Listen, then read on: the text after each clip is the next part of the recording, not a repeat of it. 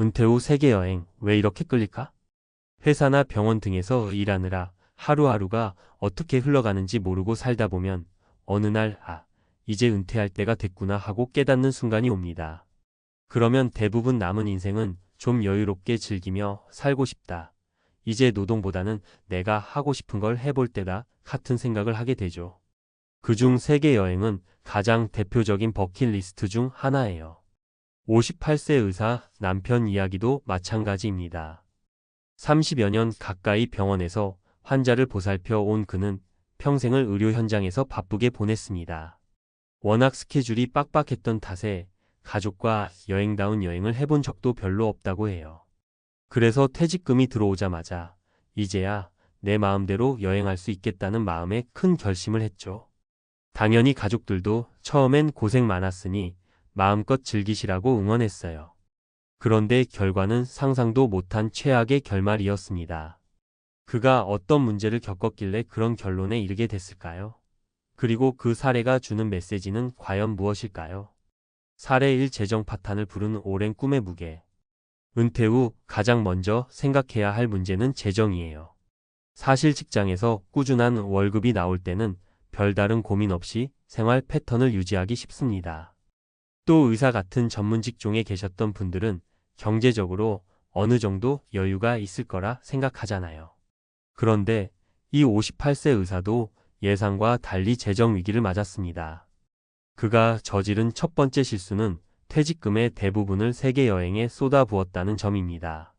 물론 몇 달간 전 세계를 돌아다니려면 항공권이니 숙박비니 생각보다 비용이 많이 들죠. 게다가 이미 은퇴했다는 해방감에 여행 중에는 평생 이렇게 즐길 기회가 또 있을까 싶어서 지출이 걷잡을 수 없었던 거예요. 세계 각국을 돌며 맛집을 탐방하고 비싼 액티비티에도 주저없이 돈을 썼습니다. 그 과정에서 그가 전혀 고려하지 못했던 부분이 있어요. 바로 돌아와서 맞닥뜨릴 은퇴 후 일상입니다. 여행이 끝나고 한국으로 돌아왔는데 이미 퇴직금은 바닥나 있었고 매달 들어오던 급여도 더 이상 없어요. 이제부터는 연금이나 약간의 저축 혹은 부업으로 버텨야 하는데 그 준비를 전혀 안 해놓은 겁니다. 가족들은 애초에 의사니까 여유 있을 거라 생각해 돈 문제에 크게 신경 쓰지 않았고 남편 역시 내가 평생 벌어왔는데 좀 써도 되겠지라고 대수롭지 않게 여겼죠. 하지만 막상 돌아오니 집 수리할 곳도 있고 아이들 결혼 자금도 생각해야 되고 어쩌면 부모님 요양 비용도 필요할지도 모르고 이런 현실적인 지출들이 한꺼번에 눈앞에 들이닥치니 숨이 턱 막히는 거예요. 게다가 은퇴 후로는 의료비나 보험 같은 지출이 더 커질 수도 있잖아요. 결국 그는 여행 후 잔뜩 늘어난 카드빚과 현저히 줄어든 수입 사이에서 심각한 재정 위기를 맞이하게 됩니다. 이 첫 번째 사례가 주는 교훈은 분명합니다. 세계 여행은 결코 공짜가 아니다. 그 꿈을 실현하는 건 좋지만 반드시 여행 뒤의 재정 설계와 생활 패턴에 대한 고려가 뒤따라야 한다는 거예요. 사례 2. 부부의 예상치 못한 갈등, 서로의 리듬이 안 맞아. 두 번째 사례는 이 세계 여행이 부부 관계에 어떤 영향을 주는지 보여주는 이야기입니다. 흔히들 은퇴 후에는 부부가 더 오붓하게 지낼 거라 기대하잖아요. 사실 은퇴 부부 갈등이라는 말이 따로 있을 정도로 현실은 그렇게 단순하지가 않아요. 여행을 준비하면서 아내 쪽에서는 평생 바쁘게 살았으니 둘이서 오붓하게 해외여행을 다녀오면 추억도 쌓고 재미있을 것이라고 생각했대요. 그런데 막상 남편은 자기만의 세계 일주 코스를 짜면서 아내의 의견은 충분히 존중하지 않았죠. 남편이야 직장 생활 내내 리더십을 발휘해왔으니 여행 루트도 내가 주도하면 된다고 여겼을 겁니다. 하지만 아내 입장에선 내가 무슨 짐꾼이냐, 왜 내 의견은 하나도 안 들어주냐고 불만이 쌓였어요. 해외에서는 낯선 환경에 대한 스트레스가 더 크잖아요. 의사소통도 쉽지 않고 잘 모르던 장소에서 매일 같이 이동해야 하니 조금만 계획이 틀어져도 짜증이 훅 올라옵니다. 그때 옆 사람과 소통이 잘 안 되면 작은 일 하나에도 티격태격하기 쉬워요. 게다가 오랫동안 각자 일하느라 집에서 얼굴 볼 일도 많지 않았던 부부가 갑자기 24시간을 같이 붙어 있다 보니 성격 차이가 여실히 드러나 버린 거예요. 문제는 여행에서 돌아온 후에도 갈등의 여파가 이어진다는 점입니다. 서로의 가치관 차이나 성격적 단점이 한번 드러나면 그걸 다시 감추기도 쉽지 않거든요. 결국 은퇴 후에는 부부끼리 더 돈독해질 수 있다는 기대가 오히려 예민함만 더 키워놓게 되죠. 이 사례에서 우리가 알 수 있는 건 은퇴 후 부부가 함께 여행을 계획한다면 상대방의 의견과 리듬을 최대한 존중하는 자세가 정말 중요하다는 거예요. 여행을 통해 서로 맞춰가고 감정을 나누는 시간이 될 수 있어야지 오히려 갈등이 폭발하는 계기가 되어선 안 된다는 말이죠. 사례 3일로부터의 해방, 그러나 정체성을 잃다. 마지막으로 소개해드릴 사례는 정체성과 관련된 문제예요. 직업이라는 건 생각보다 우리의 자존감과 밀접하게 연결되어 있습니다. 의사, 교수, 공무원, 회사원 등으로 불리면서 느끼던 자부심과 책임감이 은퇴와 동시에 한순간에 사라질 수도 있거든요. 그 58세 의사 남편도 처음엔 이제 병원 일 안 해도 된다. 자유다. 하고 외치며 신나게 비행기에 올랐죠. 그런데 해외 곳곳을 돌아다니다 보니 문득문득 이런 생각이 스치더래요. 내가 지금 누구지? 더 이상 의사가 아닌 내가 이 넓은 세상에서 어떤 역할을 할 수 있을까? 그 전까지는 의사라는 명찰에 자부심을 갖고 살았는데 그걸 내려놓고 나니 자기 자신을 어떻게 정의해야 할지 막막했던 겁니다. 여행 도중에는 이런 고민이 그나마 잊혀질 수도 있어요. 매일 새로운 곳에 가서 풍경을 보고 맛있는 음식을 먹고 흥미로운 체험을 하며 정신없이 지내니까요. 하지만 여행이 끝나면 현실은 피할 수 없습니다. 잠깐의 해방감 뒤에는 이제 뭐하지? 나를 필요로 하는 곳이 있을까? 하는 불안이 엄습합니다. 만일 건강이 좋지 않아 다시 일하지 못하거나 새로운 직업을 찾지 못한다면 삶의 목표를 어디서 찾아야 할까요? 이 세 번째 사례에서 우리는 직업을 은퇴했다는 이유로 나 자신이 사라지는 게 아니라는 사실을 알아야 해요. 은퇴가 아니라 새로운 시작이라고 생각할 필요가 있어요. 그래야만 정체성을 잃지 않고 오히려 이를 떠난 후의 삶에서 또 다른 보람을 찾을 수 있습니다. 취미활동이든 봉사든 혹은 작은 규모라도 자신이 잘할 수 있는 일을 다시 시작하든 선택지는 많아요. 문제는 이를 위해 미리 준비하고 고민해 봐야 한다는 거죠. 갑작스럽게 찾아온 은퇴와 긴 시간의 여행은 우리에게 휴식을 주지만 동시에 내가 앞으로 무엇을 할 것인가에 대한 깊은 불안을 초래할 수도 있습니다. 은퇴 후 세계 여행, 어떻게 하면 현명하게 즐길까? 재정 계획부터 세운다. 먼저 가용 예산을 확실히 파악하고 여행 기간과 소비 패턴을 미리 시뮬레이션해 보는 게 중요해요. 퇴직금 전부를 쓰겠다라는 생각은 정말 위험합니다. 거주지 유지 비용, 월 생활비, 의료비, 각종 보험료, 예비비 등을 꼼꼼히 계산해 두지 않으면 나중에 돌아와서 후회하게 될 거예요. 가족과 충분히 소통한다. 부부나 자녀와 함께 사는 경우라면 여행 기간 중 남겨질 가족의 일상도 중요합니다. 또 여행을 혼자 갈지, 함께 갈지, 부분적으로 동행할지 등을 투명하게 논의해 보세요. 가능하다면 여행 중에도 서로 연락을 자주 하고 일정과 에피소드를 공유해 보는 게 좋습니다. 내가 힘들게 번 돈이니 내 마음대로 쓴다라는 태도는 갈등만 키울 뿐이에요. 서로의 리듬, 취향 존중하기. 함께 가는 여행이라면 당연히 상대방의 취향도 고려해야 해요. 한 사람이 모든 걸 결정하고 이끄는 여행은 갈등을 불러일으키기 쉽습니다. 일정이 빡빡할 때는 휴식 시간을 적절히 배치해주고 식사나 관광 코스도 서로 번갈아 선택할 수 있게 해보세요. 은퇴 후에는 무엇보다 심리적 여유가 중요하니까요. 마음가짐 은퇴는 끝이 아닌 또 다른 시작. 여행 자체도 좋지만 여행 이후 내가 어떻게 살지 고민이 필요한 시기예요. 아무것도 하지 않고 시간을 보내면 문득 나는 누구지? 하는 허무감에 빠질 수 있습니다. 은퇴 후 새로운 취미나 소일거리를 일찍부터 탐색해보고 봉사나 동호회 활동, 파트타임 일자리 등을 모색해두면 좋겠죠. 내가 누군가에게 의미 있는 사람이라는 느낌을 받을 수 있어야 은퇴 후에도 자존감을 지킬 수 있습니다. 마무리하며 사람마다 상황은 다르겠지만 은퇴 후의 삶에는 기대와 설렘만큼이나 알게 모르게 낭패를 볼 수 있는 지점이 숨어 있어요. 퇴직금으로 세계 여행을 갔다가 돌아온 58세 의사 남편의 사례는 그 중에서도 재정적, 심리적, 관계적 문제가 한꺼번에 터져 나온 안타까운 예입니다. 하지만 이 이야기가 주는 교훈은 분명합니다. 충분한 준비와 현실적인 계획이 없다면 아무리 멋진 꿈이라도 한순간에 최악의 결말로 바뀔 수 있다. 그러니 우리 모두가 은퇴를 앞두고 있다면, 혹은 이미 은퇴했다면 여행이라는 단어에만 혹하지 말고 한 박자 쉬어가며 스스로에게 물어봐야 해요. 여행이 끝난 뒤에도 내 삶은 안정적일까? 이 여행이 내 인생에 어떤 의미를 줄까? 가족과의 관계는 더 좋아질까? 아니면 이런 질문에 대해 솔직하게 답해보고 준비하는 자세가 필요합니다. 꿈을 이루는 데 있어 계획과 준비는 결코 자유로움을 방해하지 않습니다. 오히려 더 오랫동안 그리고 더 평화롭게 꿈을 즐길 수 있도록 도와주죠. 은퇴라는 큰 전환점에서 여러분의 인생 이막이 더욱 풍성하고 행복한 여정이 되길 바랍니다. 여행 자체가 나쁜 건 결코 아닙니다. 단지 무작정 혹은 감정에 치우쳐서 진행하기에는 위험 부담이 크다는 것을 잊지 마세요. 부디 이 이야기가 은퇴 후 삶을 고민하시는 분들에게 조금이라도 현실적인 도움과 깨달음을 드릴 수 있기를 바랍니다. 네, 안녕 행스터입니다. 나는 좋아요, 구독 부탁드리고요.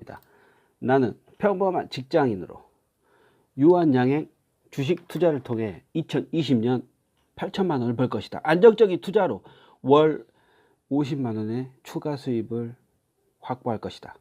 구독, 좋아요 부탁드리고요. 나는 내가 원하는 가격에 매수하고 내가 원하는 가격에 매도한다. 현금의 50%를 항상 보유한다. 자, 유한양행 미국 투자 신약 개발사, 코로나19 백신, 그리고 치료제 동시 개발, F&D의 IND 신청, 방송 시작하겠습니다. 자, 오늘 유한양행이 한 건 단단히 했습니다. VI 발동 올라타고 30% 가격까지 치고 올라갔었죠. 비정상적이었지만 저도 비정상적인 행동을 했었습니다. 자, 가격은 25만원까지 치고 올라갔었죠. 올라도 스트레스, 내려도 스트레스. 바로 이게 주식 투자죠. 남들이 보기에는 오늘 제가 80조 가진 거 사실 25만원에 판 게 아니라 21만 7천원에 팔았습니다. 130만원 벌었죠. 자, 만족해라. 130만원 벌었으니까 그렇게 쉽게 말하지만 저는 그렇지 않습니다. 왜냐하면 해보시면 압니다. 감정 컨트롤이 왜 안 되는지를요. 오늘 배가 아파서 너무 속상했었습니다. 졸라게 속상했었어요. 저는 제가 가진 주식의 80주를 21만 7천원에 매도를 했답니다. 왜 매도를 했냐면 이거 굉장히 재밌는데, 제가 뭐 백신 치료제 이거 IND 신청할지 제가 알았겠습니까? 한낱 개미 직장인 투자자인데.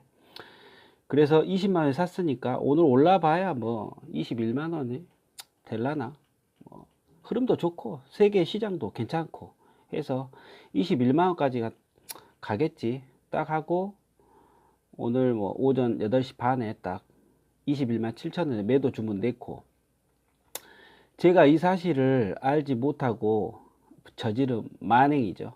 예. 그래서 점심시간에 가니까 바로 뭐 매도가 돼 있더라고요.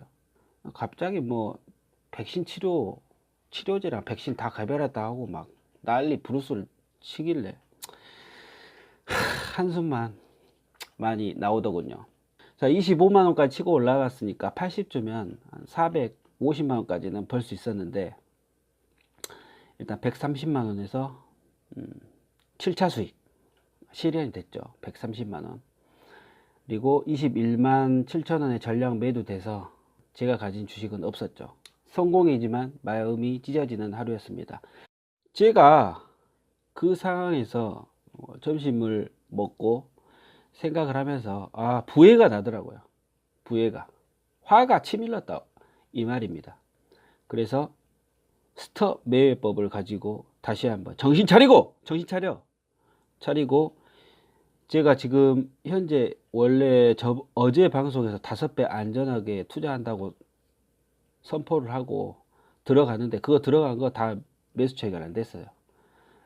그 순간 저는 평시 체계로 스톱 매매법을 발동을 합니다. 22만 7천 원에 20주를 매입을 합니다. 그리고 22만 2천 원에 다시 10주, 10주. 22만 500원에 10주. 21만 7천 원에 10주. 21만 6천 원에 100주. 5천 원 미만에서 크게 들어가는 거죠. 21만 2천 원에 다시 20주.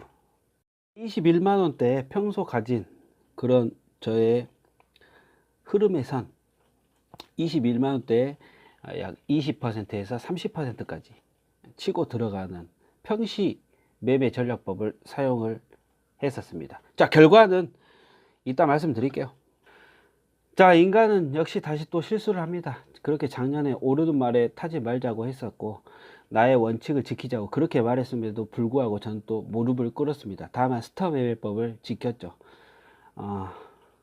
현금을 모두 몰빵하지 않았다는 겁니다. 작년에 2018년 10월 아직도 기억납니다. 1조 4천억 수출 계약이 있었던 날 눈물을 머금고 그리고 한 달인가 두 달 있다가 비형 치료제 베링가임하고 수출 계약이 있었을 때 저의 돈을 많이 날렸었죠. 자, 다시 그때가 왔습니다. 코로나19 치료제 백신 개발 관련 뉴스 호재가 떴습니다. 자, 아무튼 그렇습니다. 재작년에는 수익을 보지 못했지만 올해는 수익은 봤다. 오케이, 이걸로 만족하자 스타야.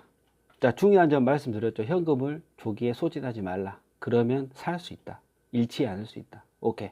자, 유한양행의 분기보고서, 사업보고서를 봐도 되는데 최근에 분기보고서가 마지막이더라고요. 아랫부분 보시면 계열 회사 등에 관한 사항이 나옵니다. 임원 및 직원 등에 관한 사항 밑에 보시면은 계열 회사 등에 관한 사항, 여기에 보시면은 소렌토 테라퓨틱스 INC 소렌토 회사가 나와요. 취득 일자가 16년 4월 25일. 이 기업은 1.87달러 나스닥 현재 시가 나스닥 상장 회사입니다. 듣보잡 기업인데 이번에 백신과 치료제를 동시에 개발을 했다. 제가 이전 방송에 소렌토가 이뮨 온시아에 투자한 거 방송해드렸죠. 유한양행 플러스 소렌토 합작 작품은 누구다? 이뮨 온시아다. 면역감염제 개발 회사죠. 이뮨 온시아도 앞으로 기대해 볼 만해요. 우리 유한 형님은 이렇게 다양하게 미래를 위해 파이프라인을 구성해 놨다 이겁니다. 자, 120억 최초 금액이고요.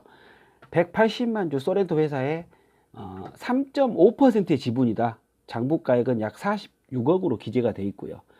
보통 취득 가격과 장부가액이 다른데 여기에서는 비용 처리가 장부가액에는 포함이 되어 있는 거죠. 그래서 금액이 작은 거고 실제 취득 가격은 120억 정도 된다. 자, 중요한 거는 그것이 아니라 소렌토의 지분을 3.5%를 유한양행이 가지고 있다는 겁니다. 그럼 시총 등 주가 흐름에 따라서 유한 주가에도 영향을 미치게 되는데 30%가 막 올라 버렸어요. 오늘 올랐다가 또 떨어졌지만 비정상적인데 주식을 가치와 미래를 보고 판단을 하는 거기 때문에 이건 뭐 어쩔 수가 없습니다. 모르면 당하는 거예요. 예. 아는 사람 없었겠지만 보안 철저히 잘 지켰겠지. 유한. 오케이, 난 널 믿어. 자, 오늘 유한양행 미 투자 신약 개발사 개발사는 소렌토라는 기업이었고요. 유한양행이 약 130억 정도 투자를 한 기업이다. 120억인가 130억인가. 예. 코로나19의 백신과 치료제를 동시에 개발했는데 FDA에 IND 신청을 했다. 자, 개발은 치료제와 백신은 지네들 회사에서 개발을 한 거고 소렌토가 개발은 했고 지네들 임상시험으로. 근데 현재는 상용화가 안 됐다. FDA에 IND 신청을 한 상태다. IND에서 나가 떨어지는 기업들이 10% 정도 됩니다. 자, 아무튼 좋은 소식이고요. 오늘 상한가 플러스 30%까지 드신 분 굉장히 축하드립니다. 근데 이따가 말할 부분에 굉장히 비밀이 숨겨져 있어요. 돈 벌 놈들은 따로 있다. 자, 이따가 또 말씀드릴게요. 할 것 좀 하고요. 자, 소렌토 INC. 얘네들 나스닥에 상장된 거 미래에셋에서 제가 확인을 했습니다. 보시면은 지금 1.87달러. 그리고 주주 정보는 뭐 아시아 퍼시픽, 차이나 인 샤인, 블랙록. 오케이. 세계적인 투자 전문 회사죠. 얘네들이 뭐 사모펀드인지 펀드인지는 모르고 그 자산운용사예요. 블랙록. 그다음에 뭐 페이머스 신노 모르는 회사입니다. 뭐 후지안 중국 회사인가? 얘네들이 각각 뭐 4% 이상 하고 있는데 지분을 소유하고 있죠. 투자한다는 거죠. 유한양이 3.5% 밖에 안 되기 때문에 여기에 뭐 포함되진 않았는데 유한은 없어요. 근데 재무제표에서 확인했죠. 120억에서 130억 기억이 안 나네. 그 정도 투자했다. 얘네들은 단기 순이익 보시면은 18년도 19년도 적자입니다. 적자일 수밖에 없죠. 연구 성과는 좋은데 돈은 없는 애들. 수익성 이제 시작인 거죠. 와, 부럽다 진짜. 오늘 투자해? 오늘 장 시작하면 바로 투자해? 한번 보겠어. 테라피틱스, 소렌토. 차 이름이야 너. 아무튼 배 아파 너. 아씨. 자, 금융감독 공시에 따르면 유한양행은 소렌토의 1000만 달러. 요거에 완전 넘어가 버렸죠. 우리 개인 투자자들. 1000만 달러. 그냥 120억입니다. 120억. 자, 봐봐. 자, 120억하고 1000만 달러. 120억. 1000만 달러. 어떤 게 더 커 보입니까? 1000만 달러가 커 보이죠. 막 완전 막 유한양행 막 뒤집어 엎어지는 것처럼 막 기사 써내고 있죠. 저도 속았습니다. 1000만 달러 감이 안 오니까 엄청 많다라고 뭐 생각이 되잖아요. 180만 주 보유. 유한양행의 합작 파트너다. 이거는 소렌토가 이뮨 온시아에 투자한 거. 유한양행 50억, 소렌토 50억하고 해가지고 이뮨 온시아에 투자한 거 있죠. 면역감항제. 이전 방송 참고해 주시고요. 이뮨 온시아. 오케이. 나스닥 상장 확인했고요.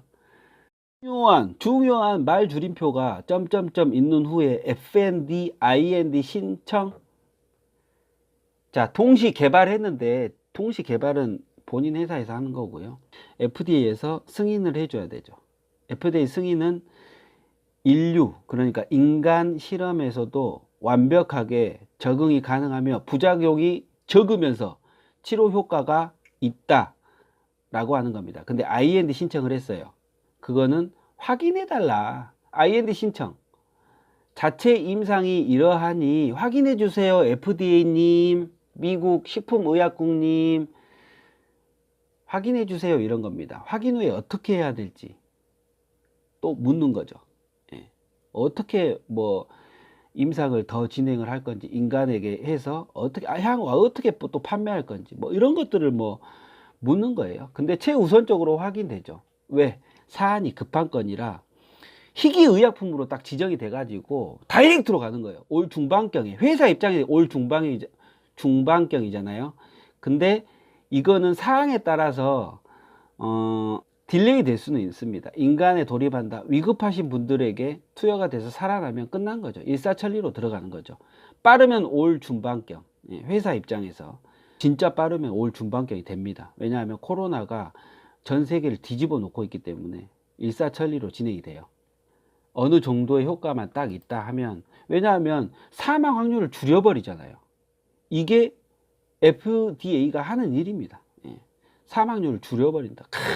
바로 다이렉트죠. 다만 초기 환자에는 뭐 이렇게 빠르게 진행됐을 경우에는 초기 환자에는 뭐 약이 뭐 진단이 안 내려지겠지만 위급한 상황에서 뭐 투여를 해라 뭐 이렇게 막 신청돼 버리면 주가 급등하는 거예요. 지금도 아마 오늘 뭐 난리 났었을 거예요. 제가 댓글에다가 오늘 뭐 시초가 정도는 적어 놓도록 하겠습니다. 자, 오늘 유한양행 투자로 그 수익 보신 분들 댓글 한번 달아 주십시오.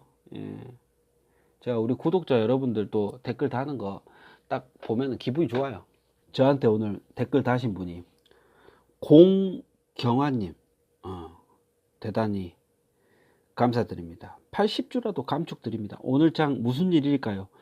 예, 초반 25% 급등이라니 다음 버스 기다려야겠네요. 다음 버스 제가 하는 말이죠. 구만수 형님, 구만수 박사님께서 말씀하신 거 다음 버스 기다려야겠네요. 팬 인증 각이죠. 예, 매일 방송 기다려집니다. 재밌어요. 구라일지라도 재밌어요. 딱 해주니까 너무 기분이 좋더라고요. 구라가 아니길 바라면서 오케이 계속 진행하겠습니다. 자, 소렌토는 자사 홈페이지에 게재된 보도 자료에서 코비드-19 코로나 치료 물질인 뭐 이래저래 개발하는데 성공했다고 밝혔다. 감안해 수개월 안에 임상 신청에 나선다는 계획이다. 자, IND 신청은 속도전이에요. 코로나 딱 나왔었을 때부터 코로나 분석하고 개발하는 회사가 많습니다. 소렌토뿐만 아닙니다. 국내에서 셀트리온도 있어요. 자, 근데 여기서 IND 신청했다라는 사실에 개인들이 얼마나 놀랐는지 매수가 오늘 6만주예요. 6만주. 이따가 밝혀드릴게요. 자, 뭐 아무튼 유한양행 미 투자 신약 개발사 동시 개발했다. 백신과 치료제 동시 개발했다. 이건 인정해주자. 백신하고 치료제를 동시에 개발해버렸다. 니네들이 뿌린 거 아니냐? 소렌토. 아니겠지. 오케이. 위험한 발언 여기까지 하겠습니다. 자, IND 신청을 제대로 봐야 된다. 개발한 게 아니다. 아직. 개발한 게 아니고 치료제가 상용화된 게 아니다. 그 전에 FDA의 승인을 받아야 되는데 야, 봐줘라. 하고 신청한 부분이다. 신청했는지 안 했는지 지금 기사 내용만 나왔잖아요. 지금 신청했으면 미국에서 보도됐겠지. 자, 이 기사에서도 신청에 나선다는 계획이다 라고 말하고 있잖아요. 자, 그렇습니다. 그래서 뭐 올라갔다가 쭉 빠지는 일이 발생이 됐었습니다. 25만 원까지 갔다가 22만 3천 원까지 떨어졌었죠. 자, 할 거 해야죠. 지금 세계 흐름 지켜보고 가겠습니다. 지금 8시 56분이거든요. 8시 57분이 넘어가고 있습니다. 세계 시장 한번 살펴보도록 하겠습니다. investing.com 나와라. 브렌트 WTIU 유가 하락하고 있네요. 25달러 각각 22달러. 마이크로소프트랑 애플 세계 1등 주식들은 어제 올랐었죠. 6% 5% 정도. 그리고 코스피 지수 오늘 1.87% 올랐고요. 다우존스 나스닥 종합지수 올랐고요. 어제 한국 10년물 채권 수익률 이거 이제 뭐 지금 보합인데 어제 많이 떨어졌었죠. 원달러 환율을 지금 현재 1222원 정도 된다. 많이 떨어졌다. 저는 뭐 원달러는 다 팔았습니다. 나스닥하고 다우존스는 선물지수가 지금 하락하고 있다. 뭔가 있는 거죠. 지금 3% 이상 하락했다는 거는 너무 많이 올라서 떨어질 수도 있고 뭐 의회에서 뭔가 잘못됐을 수도 있고 달러 지수는 지금 100이 깨졌다. 근데 지금 오르고 있다. 뭔가 있다. 월요일날 장은 떨어질 확률이 굉장히 높다라는 겁니다. 자, 오늘 마이크로소프트랑 애플 5%씩 매입할 거예요. 5% 떨어진 가격에 이건 뭐 어쩔 수 없죠. 제가 야심차게 준비하고 있는 건데 오늘 이제 한번 해보고 스톱 매매법으로 한번 해보고 나중에 이제 결과물들을 한번 결과물들을 컨텐츠로 해가지고 다시 또 할 건데 세계 1등 주식을 사는 이유 이런 부분에 대해서 또 설명을 해 드리겠습니다. 그런 부분들은 뭐 차후에 또 제가 방송 통해 가지고 알려드릴 수 있도록 하고, 그건 이제 뭐 나중 이야기고. 자, 오늘 22만 3천원 종가입니다. 9.85% 2만원 올랐습니다. 짝짝짝 축하드립니다. 오늘 뭐 상승하신 분들, 수익 실현하신 분들 굉장히 축하드리고요. 제가 말씀드리고 싶은 거는 오늘 이제 종가 22만 3천원 2만 올랐지 않습니까? 여기서 외국인들 오늘 2만 주를 팔았어요.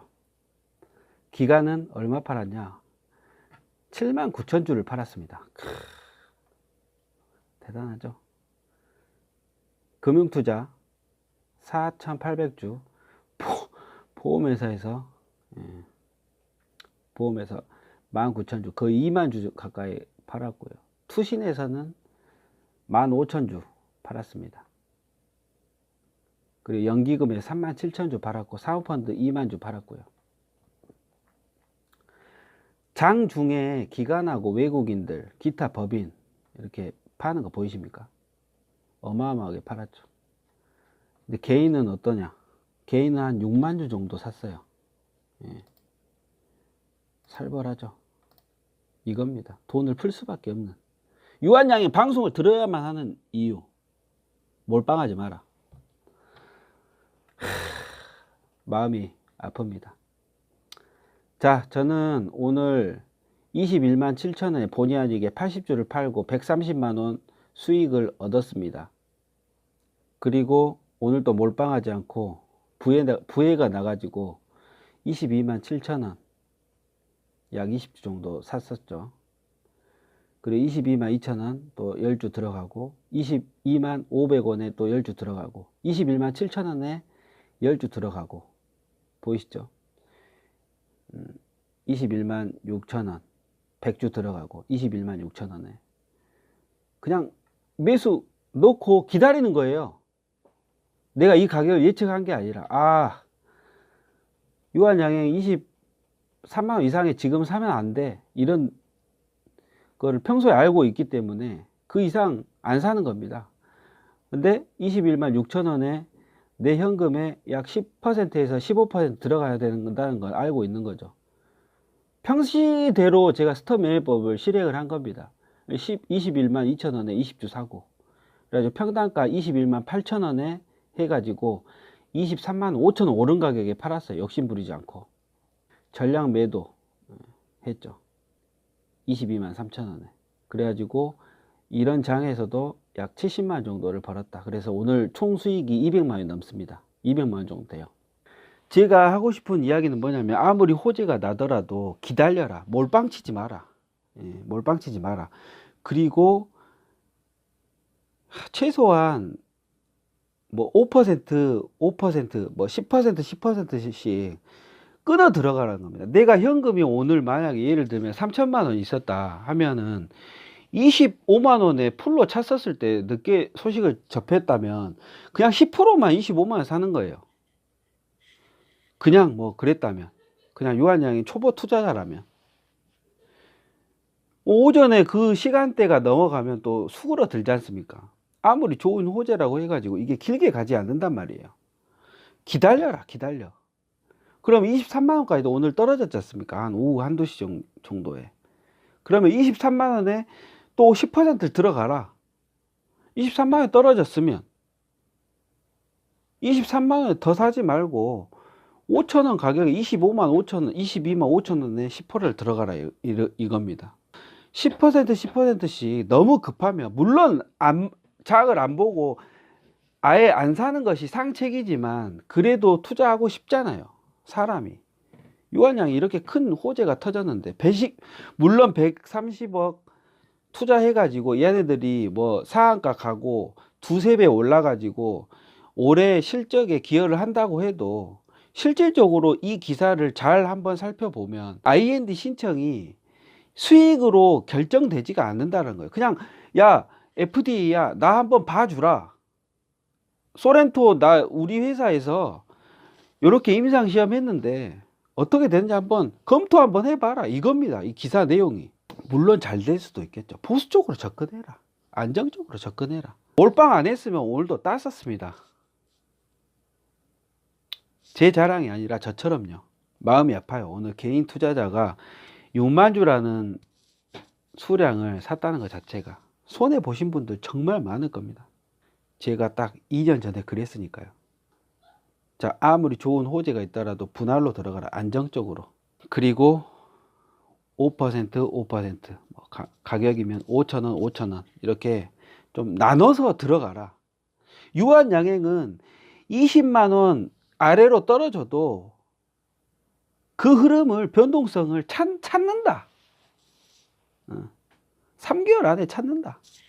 지금 코로나 위기와고 세계 경제와도 3개월도 안 됐는데 가격 찾잖아요. 물론 사람인지라 그게 컨트롤 되지 않는 것이 당연하다는 걸 알고 있습니다. 저도 그랬으니까요. 오늘 비이성적인 투자를 한 것은 사실인데 저는 원칙이 있었기 때문에 한 번에 싹 들어가지 않고 분할로 들어간 거죠. 현금을 아끼면서 들어갔었어요. 하지만 2년 전에는 그렇지 않았다. 현금 몰빵 들어갔다가 추가적 자금을 구해가지고 살아난 겁니다. 그래서 뼈저리게 느꼈음에도 불구하고 오늘 같은 실수를 했었어요. 사고 싶더라니까. 사고 싶더라. 그게 인간입니다. 그래서 유한양행 행스터의 방송을 꾸준하게 시청을 하고 가격대로 들어가는 연습을 하시라. 유한양행으로 올해만 해가지고 제가 1,100만 원 벌었습니다. 1,100만 원. 그게 우연이 아니다. 뽀록이 아니다. 물론 뭐 오늘 같은 날에 그냥 가만히 있었으면 뽀록 터지는 거였는데 한 500 벌었을 건데 괜히 뭐 안정적인 투자 한다고 200만 원밖에 못 벌었습니다. 자, 오늘 방송은 여기까지 하고요. 저는 올해 8천만 원 갈 겁니다. 유한양 행스터였고요. 구독, 좋아요 부탁드리겠습니다. 좋은 밤 되십시오. 60세의 대기업 부장 퇴직, 매달 250으로 사는 법 배웠습니다. 은퇴 후 진짜 필요한 생활비 공개. 아, 진짜 은퇴하면 매달 얼마나 있어야 편하게 살 수 있는 거야?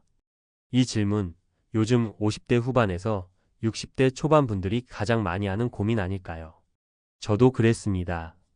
60세의 대기업 부장 자리에서 명예퇴직하고 나니 그동안 쌓은 퇴직금과 국민연금, 퇴직연금으로 뭔가 될 줄 알았거든요. 그런데 막상 퇴직 후 한 달, 두 달 지나면서 현실이 보이기 시작하더라고요. 현실은 냉정합니다. 출근할 땐 몰랐어요. 회식 줄고, 커피값 줄고, 출퇴근도 없고, 그래서 생활비도 확 줄 줄 알았는데요. 생각보다 안 줄어요. 오히려 더 나가기도 합니다. 건강검진 비용, 부모님 요양비, 손주 돌봄 지원금, 그리고 이제 쉬잖아, 여행 좀 다녀보자 하는 아내의 로망까지 더해지면 예상보다 훨씬 지출이 큽니다. 그래서 제가 은퇴하고 1년 동안 겪은 시행착오 끝에 결론 내린 최소한의 생활비 기준이 있습니다. 바로 매달 250만 원. 이게 저희 부부가 계산해낸 현실적인 최소치입니다. 은퇴 후 생활비 정말 줄어들까? 많은 분들이 은퇴하면 생활비가 절반으로 줄 거라고 기대하시더라고요. 하지만 실제로는 줄지 않습니다. 그 이유는 간단해요. 생활의 구조가 안 바뀌면 지출도 안 줄어요. 시간이 많아지니 오히려 돈 쓸 기회가 더 많아요. 나이 들수록 건강에 돈이 들어가기 시작해요. 그리고 중요한 건 고정 지출이 그대로 남아있다는 겁니다. 관리비, 통신비, 보험료, 식비, 차량 유지비, 부모님 혹은 자녀 관련 지원금까지. 아무리 아껴도 이건 빠지질 않아요. 실제 사례 1. 63세 은퇴한 공무원 어씨 부부의 경우. 어씨는 정년까지 근무한 63세 공무원입니다. 퇴직 후 연금으로 매달 약 230만 원 정도 수령 중인데요. 우린 연금 있으니까 괜찮겠지 했던 부부는 은퇴 1년 만에 적자가 생기기 시작했답니다. 이유는 소비 습관 때문이었죠. 현직 시절처럼 외식 자주 하고 명절에는 자녀들 선물 챙기고 주말마다 백화점 나들이까지. 매달 지출은 평균 320만 원. 결국 적자 생활을 하다 보니 퇴직금이 줄어들기 시작했어요. 지금은 생활 패턴을 바꿔서 외식은 한 달에 2번, 백화점 대신 시장, 명절 비용 50% 축소 이렇게 조정하고 나서야 매달 250만 원 선으로 맞출 수 있었다고 합니다. 실제 사례, 이 60세의 대기업 부장 퇴직한 제 이야기. 저는 대기업에서 부장으로 퇴직했습니다. 퇴직금 2억, 퇴직연금 1억, 국민연금은 63세부터 월 110만 원 예상. 이 정도면 괜찮겠지 싶었죠. 그런데 문제는 심리적인 허기였습니다. 갑자기 사회와 단절되고 하루 종일 집에 있으니까 자꾸 외출하고 싶고 돈 쓰고 싶고 뭔가를 소비해야 살아있는 느낌이 들더라고요. 심지어 나 지금이라도 일 다시 해야 하나? 라는 생각이 들 정도였죠. 그래서 생활비 구조부터 뜯어 고쳤습니다. 외식은 주 1회 격주 1회. 차량 2대일 때 처분, 보험료 유지비 절감. 건강보험료 확인 후 지역 가입자로 조정해 과다 납부 방지. OTT나 IPTV 불필요한 서비스 해지. 이렇게 하고 나니 매달 생활비가 약 250만 원으로 정착됐습니다. 살아보니 이 금액, 여행은 1년에 12회 정도, 외식은 월 2회, 건강검진은 연 1회 기준이면 충분하더라고요. 실제 사례 59세의 자영업 접고 은퇴한 부부의 이야기. B씨 부부는 오랫동안 동네에서 식당을 운영하다 59세에 폐업하고 은퇴하셨습니다. 앞으로 뭐하고 살지? 라는 막막함 속에서 생활비 계획부터 세우셨대요. 이 부부는 아주 철저했습니다. 매달 200만 원 미만으로 살아보기 실험을 시작한 거죠. 처음엔 힘들었지만 몇 달 지나니 감이 오더랍니다. 아파트에서 전원주택으로 이주 관리비, 냉난방비 절감, 자가 야채밭 운영 식비 절감, 중고차로 교체 보험료 및 세금 절감, 지자체 복지 혜택 적극 활용 보건소, 문화센터 등.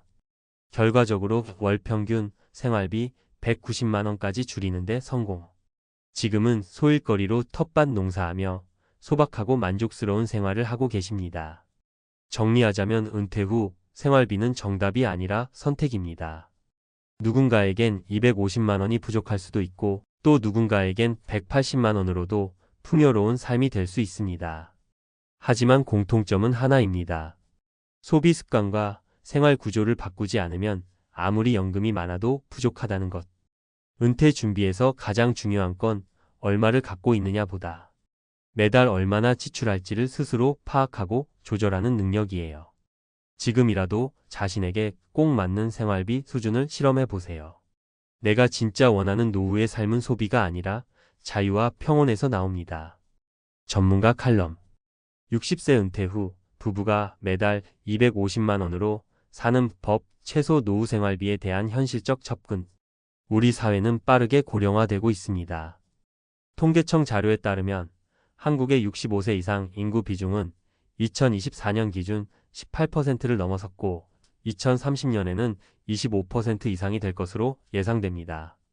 이에 따라 은퇴 이후의 안정적인 생활비에 대한 관심은 더욱 커지고 있습니다. 특히 60세 전후 은퇴자들, 그 중에서도 부부 단위의 생활을 이어가는 경우 가장 궁금해하는 질문은 다음과 같습니다. 정말 얼마나 있어야 노후가 안정적일까? 국민연금만으로는 생활이 가능한가? 퇴직 이후 실제로 얼마를 쓰게 될까?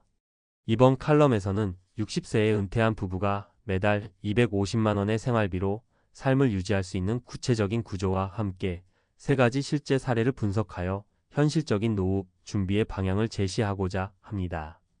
이 은퇴 후에도 생활비는 크게 줄지 않는다. 많은 사람들이 은퇴하면 지출도 줄어들 것이라고 기대합니다. 그러나 실상은 다릅니다.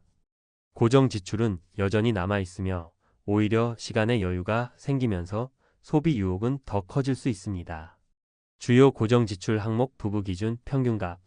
식비 약 70만 원, 관리비 공과금 약 30만 원, 교통비 및 차량 유지비 2,030만 원, 통신비 및 구독료 10만 원, 건강보험료 및 의료비 40만 원 이상, 여가 및 사교비 30만 원 내외, 기타 경조사비, 자녀 지원 등 유동적. 이처럼 최소한의 생활만 고려해도 200만 250만 원 사이의 지출은 피하기 어렵습니다. 이 은퇴 부부의 노후 생활비 세 가지 실제 사례 분석. 사례 1 공무원 출신 부부 63세 퇴직 연금 수령 중. 월 연금 수령액 약 230만 원. 초기 예상 생활비 230만 원. 실제 지출 약 30만 320만 원. 원인 과거 생활습관 유지, 외식 및 명절 지출 등. 대책 지출 통제 및 생활 패턴 전환으로 현재는 월 250만 원 내외로 조정. 사례 이 대기업 부장 퇴직자 60세 명예퇴직 퇴직금 2억. 수입 구조 퇴직연금, 예금, 국민연금 예정. 초기 지출 350만 원 이상. 문제점 소비 통한 심리적 보상. 외출 빈도 증가. 차량 2대 유지. 대책 차량 축소. 불필요한 고정 지출 정리. 지출 습관 변화. 현재 월 250만 원에 맞춰 안정된 생활 유지. 사례 3 자영업 은퇴 부부 59세 폐업 연금 없음. 초기 수입 없음 예금 생활. 초기 지출 약 270만 원. 시도 월 200만 원 실험. 생활 전략. 전원 생활로 전환 주거비 절감. 자가 텃밭 운영 식비 절감. 차량 경비 최소화. 보건소 혜택 활용 현재 월 평균 190만 원 유지. 3 얼마가 필요한가? 보다 어떻게 조절할 것인가? 가 핵심. 노후의 핵심은 얼마를 갖고 있는가가 아닙니다. 월 지출을 얼마나 효율적으로 설계하고 조정할 수 있는가에 따라 삶의 질이 달라집니다. 노후 생활비 계획의 핵심 전략. 생활 고정비부터 재설계. 차량 수 줄이기, 통신비 플랜 재조정, 구독료 점검. 의료비 대비. 건강보험공단의 정기검진 적극 활용. 지자체 보건소 프로그램, 백신 및 약제비 지원 등 파악. 은퇴 전 지출 시뮬레이션. 은퇴 1년 전부터 가상 은퇴로 미리 살아보는 방식. 실제 지출과 예상 지출의 차이를 체크. 심리적 소비 줄이기. 은퇴 후 심리적 허전함을 쇼핑이나 외식으로 채우지 않도록 취미나 봉사, 사회활동 연계. 결론 은퇴 후 250만 원이면 됩니다는 금액이 아닌 태도의 문제입니다. 현재 많은 전문가들이 이야기하는 최소 노후 생활비는 부부 기준 250만 원 내외입니다. 하지만 이 수치는 정답이 아닙니다. 지역, 주거 형태, 건강 상태, 취미 등 다양한 요소에 따라 달라질 수 있습니다. 중요한 건 수입에 맞는 지출 구조를 설계하고 고정 지출을 줄이는 전략을 세우는 것입니다. 그리고 무엇보다도 은퇴 전부터 노후 생활 연습을 하는 것이야말로 진짜 준비된 은퇴의 시작입니다. 매달 통장에 꽂히는 돈. 은퇴 후 걱정 없는 배당주 투자법. 퇴직하면 매달 들어오던 월급은 끊기는데 나가는 생활비는 똑같다. 이 말 정말 실감나지 않으세요? 한때는 매달 25일이 기다려졌던 직장인. 퇴직하고 나면 그날이 공허하게 느껴지는 순간이 찾아옵니다. 하지만 놀라운 건 은퇴 후가 더 돈이 많이 들어간다는 사실이에요. 병원비, 부모님 부양, 자녀 결혼, 명절, 경조사비 여기에 내 생활까지 유지하려면 매달 적게는 150만 원, 많게는 300만 원 이상은 필요합니다. 그런데 수입이 끊기고 연금은 아직 멀었고 노후 자금은 생각보다 빨리 바닥이 나요. 그래서 많은 분들이 은퇴하고도 다시 일을 찾죠. 경비, 택배, 마트, 시식 코너, 배달까지.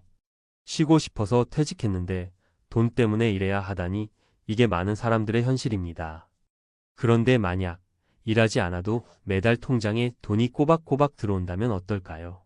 그 돈이 병원비가 되고 공과금이 되고 취미생활이 되고 삶의 여유가 된다면? 그 해답 중 하나가 바로 배당주 투자입니다. 배당주 투자가 뭐길래? 배당주는 말 그대로 회사 이익을 주주에게 배당해주는 주식입니다.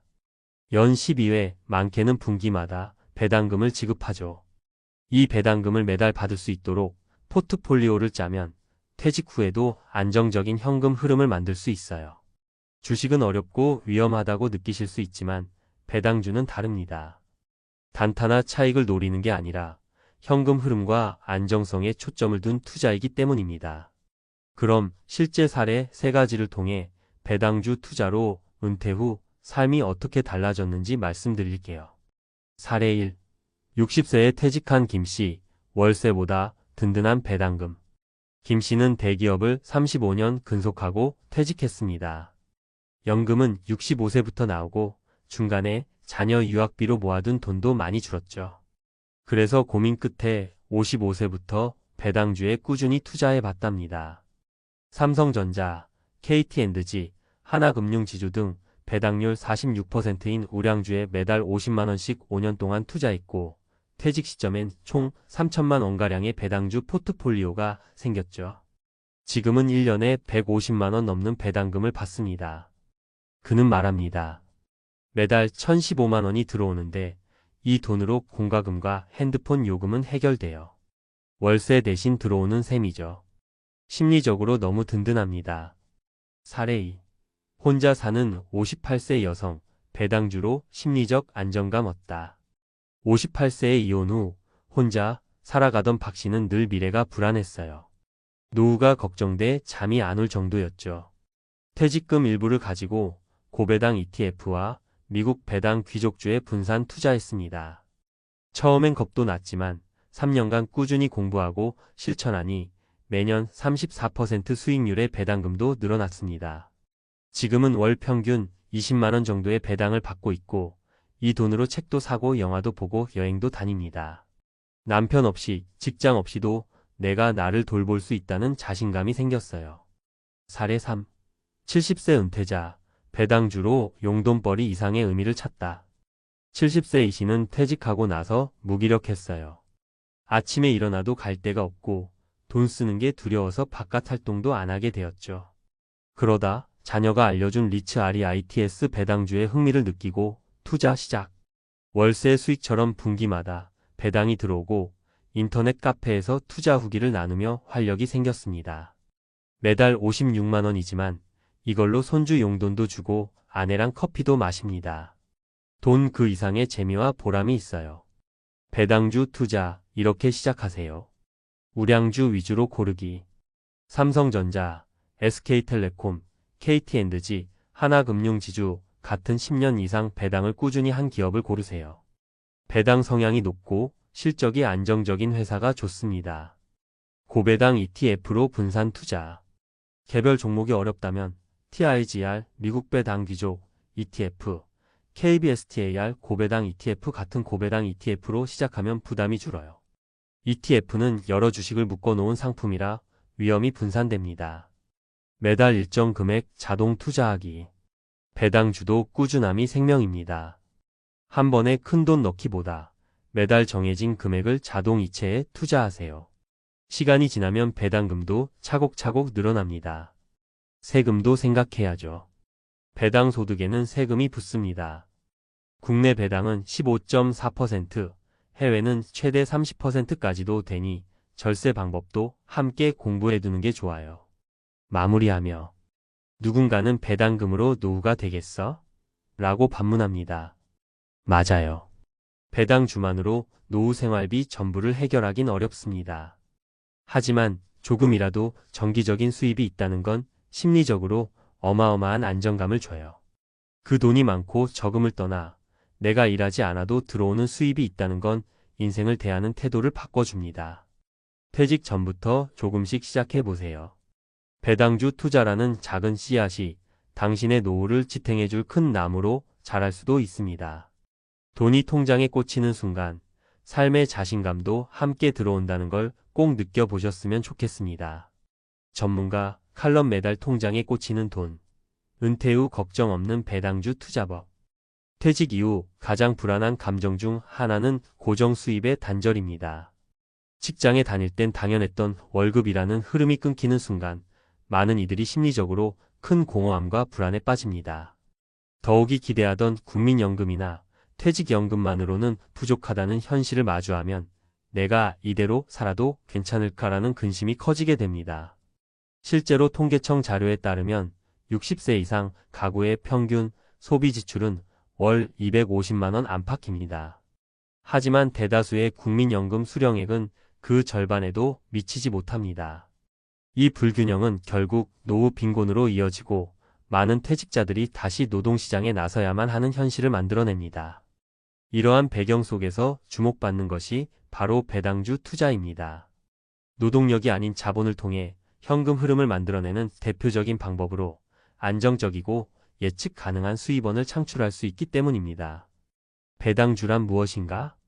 배당주란 정기적으로 기업의 이익을 주주에게 분배하는 주식을 의미합니다. 기업은 분기 또는 연 12회에 걸쳐 배당금을 지급하며 이러한 종목은 일반적으로 실적이 안정적이고 시장에서 신뢰받는 우량 기업일 가능성이 높습니다.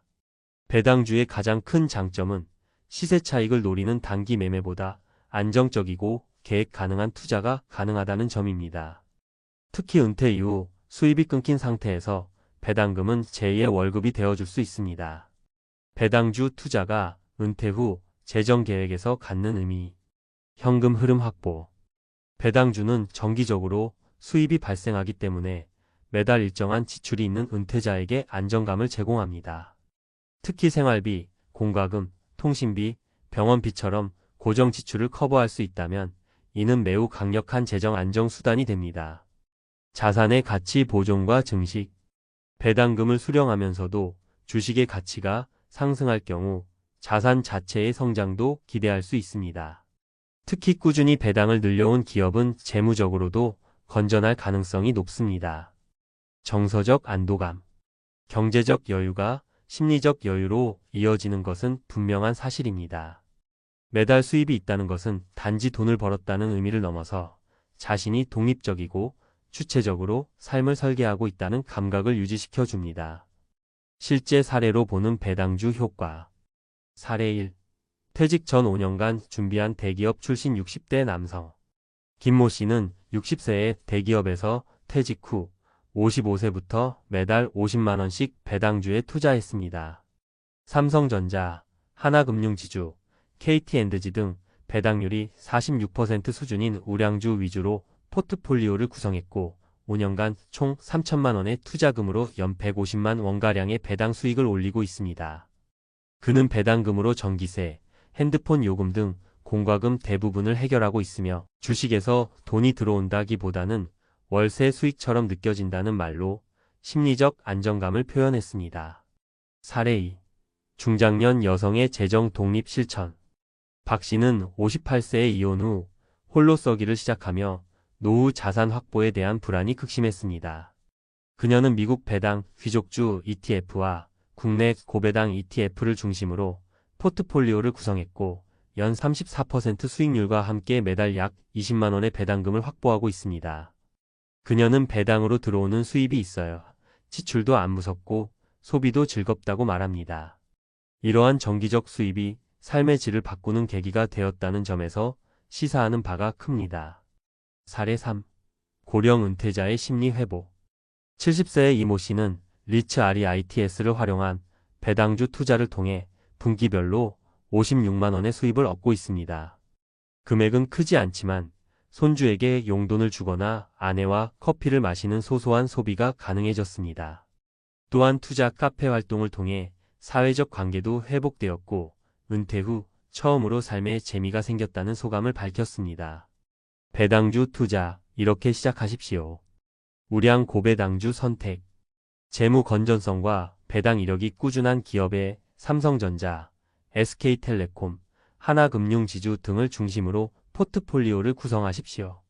배당 성향이 지나치게 높은 종목은 일시적 이벤트일 수 있으므로 유의해야 합니다.